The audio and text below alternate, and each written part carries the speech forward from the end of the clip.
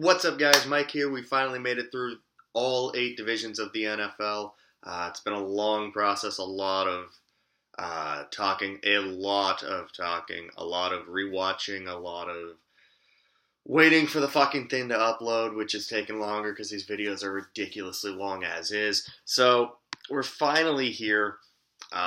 Last division, the NFC West. Save the best for last, maybe? Hot takes are going to be coming in this video for sure, because I know I'm a lot different than a lot of people on this division as a whole.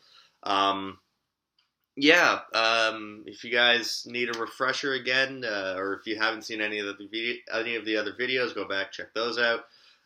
But again, if you're just checking this out for the first time and you haven't seen the other 7, we're going division by division, so this is the last one. We're doing the NFC West in this one. Going pick by pick for each team. We're grading each pick, and then we'll give it an aggregate grade based off of that.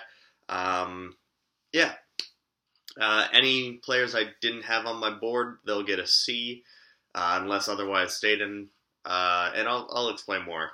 All right.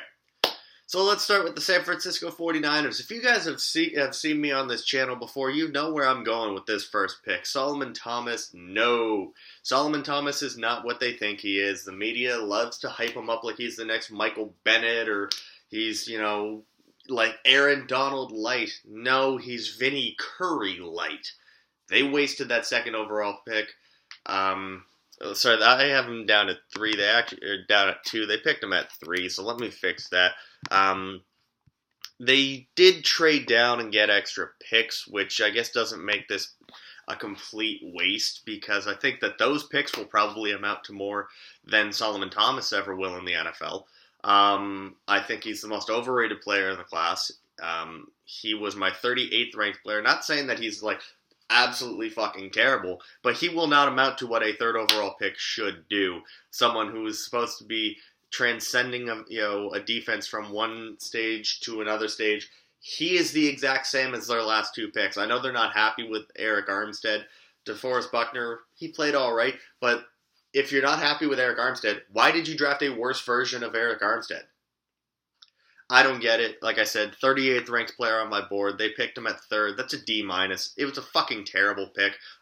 John Lynch is getting so much credit for fleecing, Mitch Trubisky, and then still getting the superstar he wanted. If you see a superstar on tape with Solomon Thomas, what tape are you watching? They did bounce back, however. They traded back into the first round, and they've noticed that, hey, Reuben Foster is still falling in this draft. And we need to get ahead of New Orleans in order to, fix our fucking defense. Navarro Bowman is hurt all of the time. Our linebackers are not good. They got Reuben Foster, my 10th rated player, after, news of the shoulder injury came out in the diluted sample. He didn't have a diluted sample, did he? Being kicked out of the combine. All of that bumped him down to 10. He was at one point number 2 on my board. You know what type of player he is. This would have made more sense, even with all of that, at 2 than Solomon Thomas to me. They get him at 31. If they had flipped these, I would have been fine. So that gets an A+. Came back in round 3, got a Kello Witherspoon at 66. I rated him 128, so I found this a little bit of a reach, which is why I gave it a C+, but I think Kello Witherspoon is a very good player, and will definitely be a starter on that defense beside Rashard Robinson. I don't like the value there, picking him probably a round or 2 too early. Maybe about a round too early. CJ Beathard at 104. Kyle Shanahan says that he sees the next Kirk Cousins. The next Kirk Cousins, CJ Beathard. What? Kaya was still available. Dobbs was still available. Peterman was still available.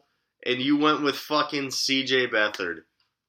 What a John Lynch move. What a fucking terrible pick. Oh, this pick made me laugh when I was watching the draft on Friday night. He was my 280th ranked player.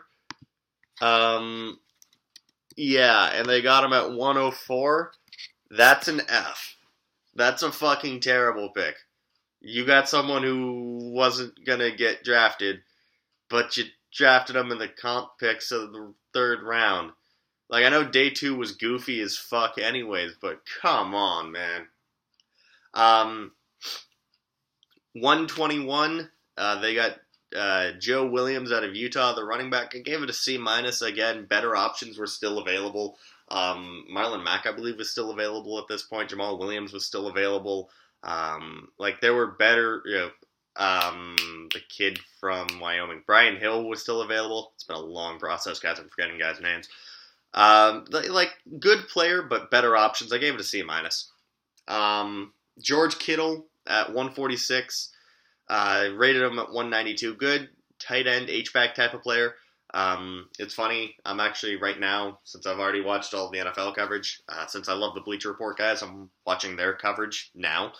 And right before Kittle was picked, Matt Miller went, as a Niners fan, I want George Kittle. I know it doesn't make any sense, but I want George Kittle.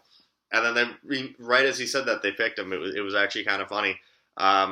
They did pay a lot of money to use check in free agency, but, they're trying to trade Vance McDonald, according to Matt Miller, who has some inside sources. I gave it a B-. I like the pick. I think he is an upgrade over their existing tight ends. So it makes a lot of sense here. Trent Taylor at 177. He was 247 on my board. Again, much better options available. Guys like Isaiah Ford, Noah Brown, all of them still available. Didn't make any sense to pick a guy that I thought was going to be a late 7th round pick or undrafted free agent, 247, to draft him there when, again, such good wide receiver talent still available. Gave it a D-. Did not like it. DJ Jones, a defensive lineman from Ole Miss, hadn't scouted him. C. Peta Taumopenu?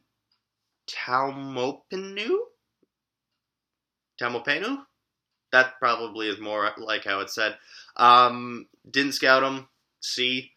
Adrian Colbert, hadn't scouted him at 229, but looked him up on 4 different sites. No one had him even on their database. D-. So, San Francisco, despite all of the media telling us how great their draft was, D-, A+, C+, F, C-, B-, D-, C, C, D-. That's a C- overall. That's not a good draft, John Lynch. You got your ass saved by one good pick. I think that once the media realizes in a year or two that Solomon Thomas is a joke, then they'll change their tune on that. Speaking of jokes, the LA Rams. Now, Miller was saying that this is actually Les Snead's first draft because while he did all of the scouting for the Rams, every pick during that last regime during that last head coach was made by Jeff Fisher. So this is really his first time. So it kind of makes I honestly think a lot of the weapons that they gave Jared Goff from last year are going to be gone. But I mean, they needed offensive line. They needed help at pass rush. They're changing systems. Their offensive line is fucking bad. And, I mean, they did this. So let's get into it. Gerald Everett at 44. I rated him at 96.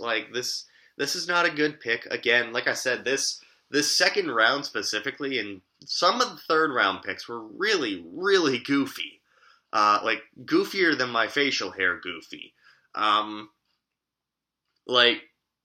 Why? And then it came out that Sean McVay said that he had Everett rated higher than tight ends that were already off the board. So, Ingram, Njoku, and Howard? Which? No. Yeah, like I said, he was my 96th overall tight end. 96th overall player. And as far as at the position, he was number 6 for me. Jake Butt and Jordan Leggett were above him. I get it. Leggett had some apparent off-the-field or character concerns. Butt was hurt. But come on, man. You can get this guy later. Bad pick, especially when you don't have a first-round pick. This is not a good way to start your draft. They came back. like I said, it's a D plus for that pick. Didn't really care for it. Cooper Kupp at 69. He was my 50. Nice. He was my 51st rated player. I gave it an A minus. Listen, on paper, it's one thing. It's a pretty solid pick, but then it makes a lot more sense when you realize that Kupp needed a quarterback to train with during this whole process, and his agent is the same as Jared Goff's agent, so they've already been working together. And Jared Goff wanted Cooper Kupp, so I like this pick even more. So it's an A minus. 91, John Johnson. I had him rated 132, the safety out of Boston College. He'll start because this team is just so goddamn, strapped for talent. I gave it a B minus. I thought it was a little too early. Maybe I thought he was an early day 4 type of guy, or early day 3 type of guy, early round 4 type of guy. There you go. At 117, Josh Reynolds. I was amazed he was still on the board here. Fantastic player. Definitely one of their better receivers on roster. If they were smart, that would mean that guys like Tavon Austin, and Tavon Austin, Robert Woods, who they just brought in, like those guys would be hitting the road. They're not smart though. Honestly, if this were another team that didn't have 11 wide receivers on roster, it'd be an A+, but I gave them a B+ for it because where is the need? I know what they're doing. They're loading up on weapons and saying, here, Jared, we've given you all these receiving options. Go prove yourself. The problem is, you can give him all the receivers he wants. His line is still fucking terrible, and they didn't do anything about it. Samson Ekibum, a small school edge rusher, I think out of Eastern Washington. I don't remember offhand. Hadn't scouted him, so he's a C. When I was watching it live on NFL Network, they were saying this was a couple rounds too high. Jeremiah and Mayock thought he was a 6th round guy. Maybe a bit of a reach, just, taking a guy in the 4th round that pretty much no one's heard of. Tanzel Smart, the defensive lineman out of Tulane at 189. He was 133 on my board. I like it. I like the fit. I think he really is a poor man's Aaron Donald. If you liked Grady Jarrett, who I said the same thing about a couple years ago, you like Tanzel Smart. You get him and Donald on either side. I think it makes a lot of sense. It's a good pick. I gave it an A-. Sam Rogers, the fullback H-back out of Virginia Tech, 206 was the pick, 216 on my board. B overall, like the pick. And then Juan Price out of Pitt at 234. He was 264 on my board. Gave it a B+. His only knock is that he's small. So they get D+, A-, B, B+, C, A-, B, B+. The Rams get a B overall. A lot of these were graded based off of the player. Loading up on wide receivers, though, for them when they have no offensive line to protect him anyways, it doesn't make any sense to me. Arizona, they did not have a lot of picks, so let's get right to this. Hassan Reddick at 13. Great story. Great seeing the local kid from Temple go in the first 15 picks. No one was a bigger draft riser through this process than Hassan Reddick. Fits a need. I think that he's going to take over what Kevin Minter was for them. I had him ranked 25 on my board.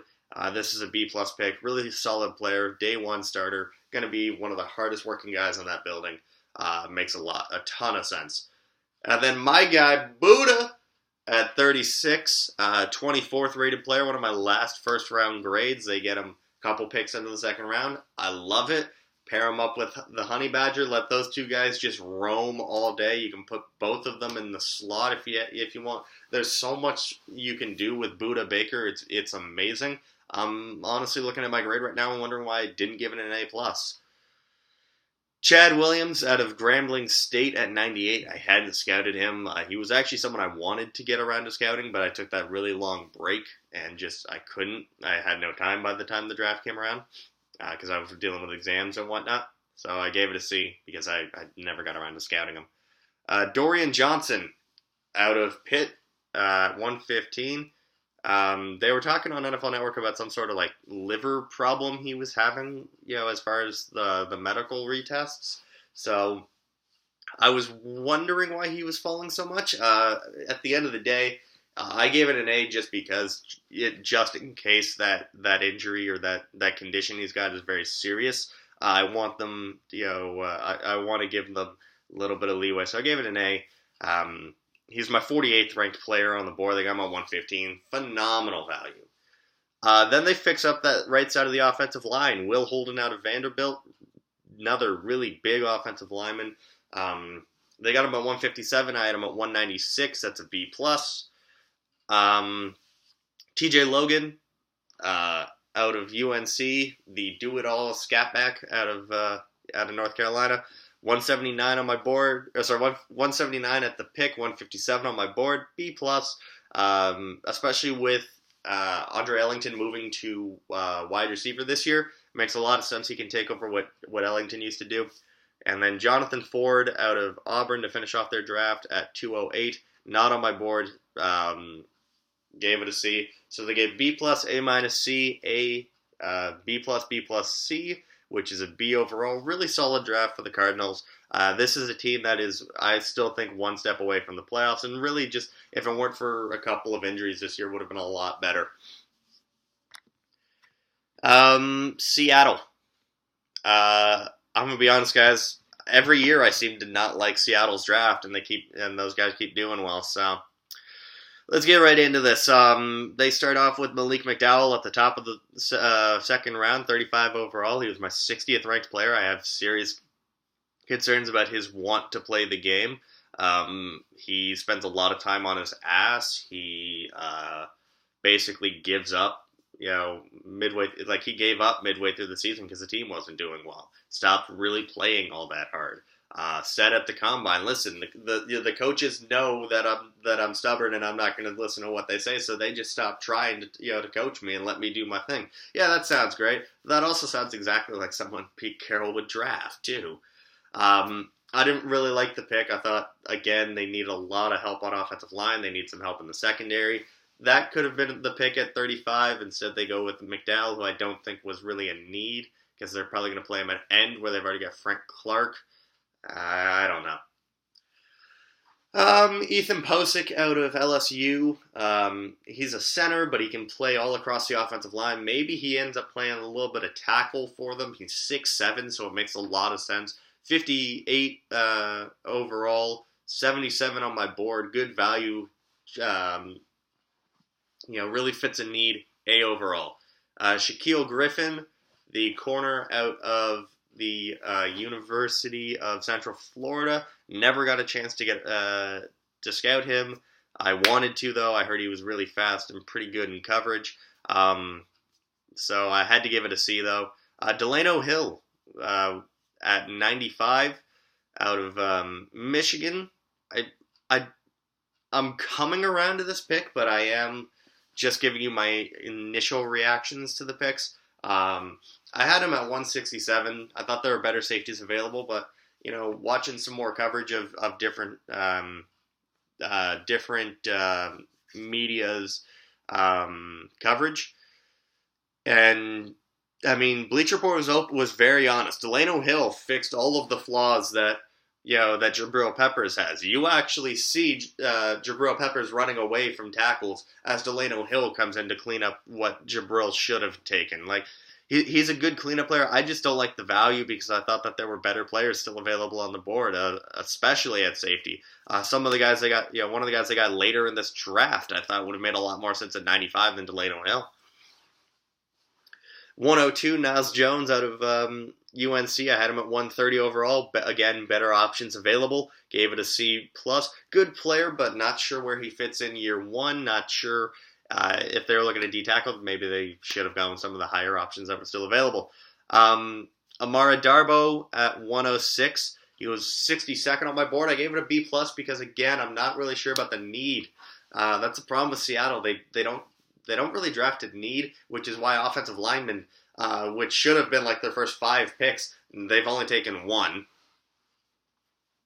And they've got Paul Richardson, Tyler Lockett, Jermaine Kearse, Doug Baldwin. There's probably there's another wide receiver that I'm missing in there. So, he's going to be their 6th or 7th wide receiver on roster. Obviously, one of the guys I just mentioned is going to be gone, but I mean, I don't really get it as far as need, but he's a great player. B plus, A minus range. I gave it a B plus. Tedrick Thompson out of University of Colorado at 111. He was 113 on my board. I thought he was fantastic. One of the better ball hawk safeties in this class. Incredible range too. Gave him an A minus. Love the pick. Love the fit too, because I think you could put him in the slot. Where again, the Legion of Boom. I mean, you've got Thomas and Cam back there, roaming, and Cam may eventually leave in free agency. He's always angry about his contract, so maybe this is his eventual replacement. Then they went with Mike Tyson. No, not the boxer with the lisp and everything. The corner out of Cincinnati at 187. Not on my board. Gave him a C minus because again, better options on the board. A lot of places that I trust as far as big boards and everything. Had him a lot lower than guys that I had on my board. So again, seemed like a bit of a reach for me. Justin Senior, the Canadian offensive lineman from Mississippi State.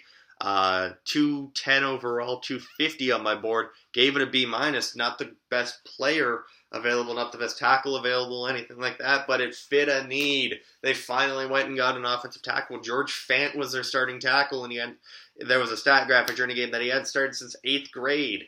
I don't even know how that happens. So yeah, I mean, not the best player, but for fuck's sake, they finally fit a need. David Moore, a small school wide receiver again at 226. Not on my board. In fact, not on anyone's board that I could find. I gave him a D minus because no one had fucking heard of him.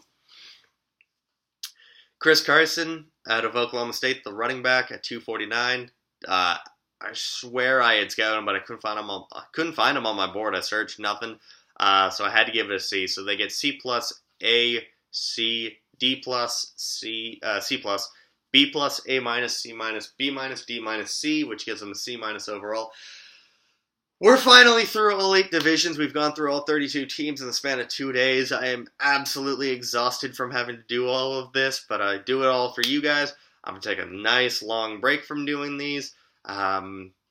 If you want, probably in about a month, I can go through and talk about guys for 2018.